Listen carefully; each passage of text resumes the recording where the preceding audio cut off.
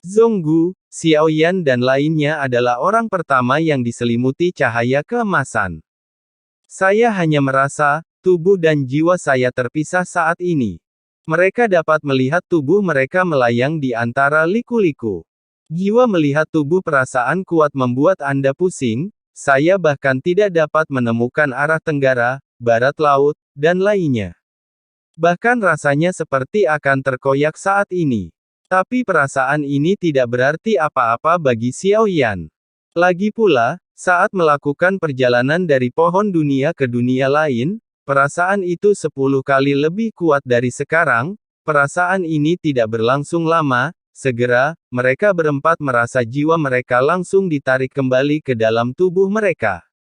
Segala sesuatu di depanku perlahan-lahan menjadi stabil, dalam keadaan linglung. Dan keempat orang yang bepergian bersama tidak terpisahkan. Semua terletak di tempat yang sama, melihat sekeliling dari tempat mereka berada saat ini.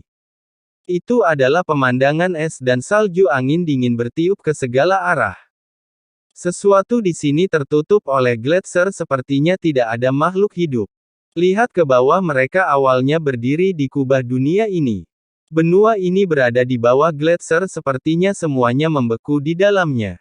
Saat ini gletser mulai mencair dengan cepat, Xiaoyan dan yang lainnya jatuh dari ketinggian. Awalnya ada keheningan di sini namun sepertinya waktu telah berjalan mundur, mulai pemulihan, dibutuhkan kurang dari setengah batang dupa, semuanya dengan cepat berputar kembali di mata empat orang, telah mendapatkan kembali vitalitas aslinya pada saat yang sama, perasaan krisis yang kuat tiba-tiba muncul di hati keempat orang itu.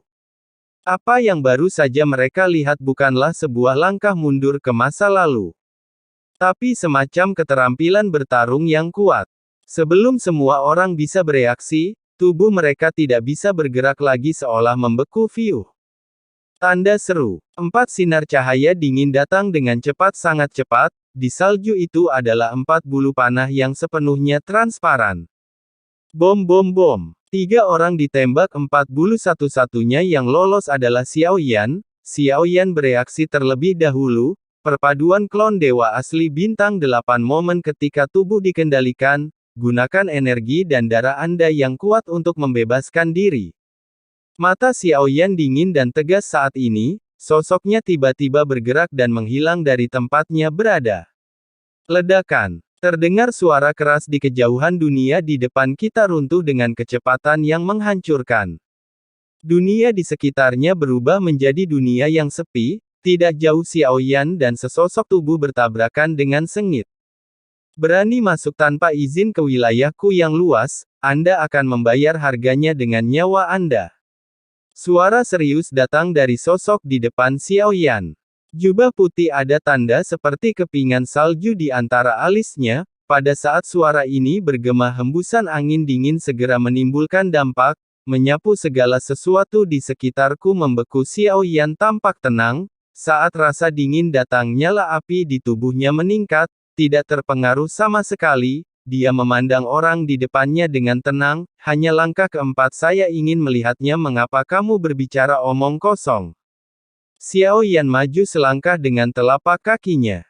5 jari mengepal, dalam kehampaan pukulan ini belum dilakukan, ada suara menderu pelan di sekeliling. Seolah-olah kekuatan dahsyat bergema di sekeliling pria berjubah putih, memandang Xiaoyan tanda kepingan salju di antara alisnya langsung hancur, rasa dingin keluar dari tubuhnya seolah-olah semua yang ada di sini membeku diselimuti udara dingin, tapi Xiaoyan masih tidak terpengaruh sama sekali, ambil satu langkah berkedip dan muncul, di depannya lengannya sudah terangkat, tinjunya belum dilepaskan fluktuasi kekuatan yang dipancarkannya membuat pria berjubah putih itu berkeringat dingin. Saudara ini ada yang ingin kukatakan. Pria berjubah putih sepertinya merasakan kesenjangan yang ekstrim ini. Jika pukulan ini mengenai meski aku menggunakan seluruh tubuhku. Aku tidak bisa menahannya, padahal dia sudah terlanjur memohon ampun. Pukulan ini tidak jatuh karena hal ini, wajah pria berjubah putih berubah drastis ribuan lapisan perisai es muncul di hadapanku, Tinju Xiaoyan jatuh perisai es runtuh lapis demi lapis menunjuk langsung ke pria berjubah putih, kekuatan yang kuat melemparkannya ke belakang. Xiaoyan sangat cepat seketika mendekati pria berjubah putih itu, pukulan lain di dada, yang terakhir memuntahkan seteguk darah. Seluruh dadanya penyok, dia terlihat sangat malu. Saudaraku, tunggu sebentar. Kesalahpahaman tentang masalah ini adalah peta duniaku, aku akan memberikannya pada saudaraku, mari kita berteman bagaimana? Saat dia berbicara, dia memegangi dadanya yang sakit. Meski tidak berakibat fatal tapi orang di depanku, sepenuhnya mampu membunuhnya. Xiaoyan tidak berkata apa-apa, benang petir menyambar di bawah kakiku menatap pria berjubah putih yang menembak ke belakang. Mata Xiaoyan menunjukkan kilauan, aura orang ini terasa familiar bagiku, yang terbaik adalah merebutnya dan mencari jiwanya secara langsung. Pria berjubah putih itu menunjukkan tatapan pahit di matanya. Sepertinya saya tidak menyangka orang yang saya temui begitu kuat, saya hanya bisa diam-diam mengatakan bahwa saya sangat tidak beruntung. Dan tidak pernah memikirkannya, tidak ada gunanya menawarkan peta sendiri. Xiaoyan yang mengejarnya, tampak seperti sedang melihat mangsa. Sepertinya dia tidak berniat memberinya kesempatan untuk bertahan hidup. Padahal dia bilang ingin memberikan peta, namun pria berjubah putih itu terus menembak ke belakang. Ini adalah pemandangan yang liar, tanahnya berwarna kuning dan retak, ada juga banyak lubang besar, sepertinya ini adalah hasil dari banyak pertarungan. Pada masa regresi ini, bulu busur muncul di tangan pria berjubah putih. Dia tidak bisa mengunci Xiaoyan, tarik tali busur secara langsung, ribuan anak panah es langsung muncul di hadapanku. Fiuh.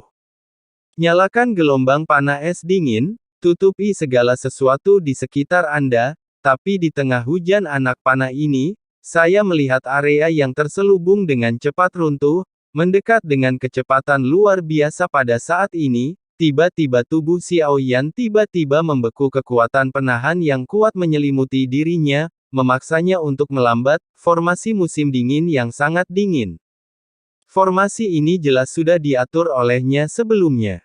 Xiaoyan sengaja dimasukkan ke dalam formasi ini. Pada saat yang sama, wajah pria berjubah putih itu menjadi gelap. Buka mulutmu sedikit.